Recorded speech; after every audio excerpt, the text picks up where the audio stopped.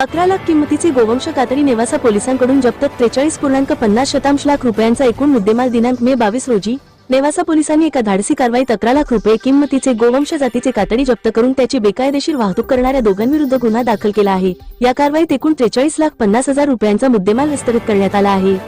प्राप्त माहितीनुसार नेवासा पोलीस स्टेशनचे प्रभारी अधिकारी पोलीस उपअधीक्षक संतोष खाडे यांना माहिती मिळाली की श्रीरामपूरकडून नेवासाकडे येणाऱ्या MS-17 CV 4582 या टाटा कंपनीच्या 16 टायर गाडीत बेकायदेशीररित्या गोवंश कातडीची वाहतूक होत आहे। यावरून त्यांनी तत्काळ पथक रवाना केले।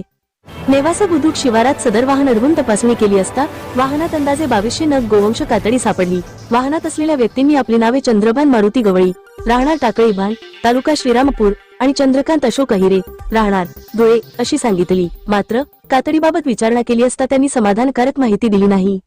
या प्रकरणी पोलिसांनी 11 लाखांचे कातडी व 32,50,000 रुपये किमतीचे वाहन असा एकूण 43,50,000 रुपयांचा मुद्देमाल पंचास्मक्ष जप्त केला असून वरील दोघांविरुद्ध कायद्यानुसार गुन्हा दाखल करण्यात आला आहे। ही कामगिरी पोलीस अधीक्षक राकेश ओला, अप्पर पोलीस अधीक्षक श्रीरामपूर वैभव कलबुर्गे, उपविभागीय पोलीस अधिकारी शेवगाव सुनील पाटील यांच्या मार्गदर्शनाखाली नेवासा पोलीस ठाण्याचे प्रभारी अधिकारी संतोष खाडे व त्यांच्या पथकाने पार पाडली।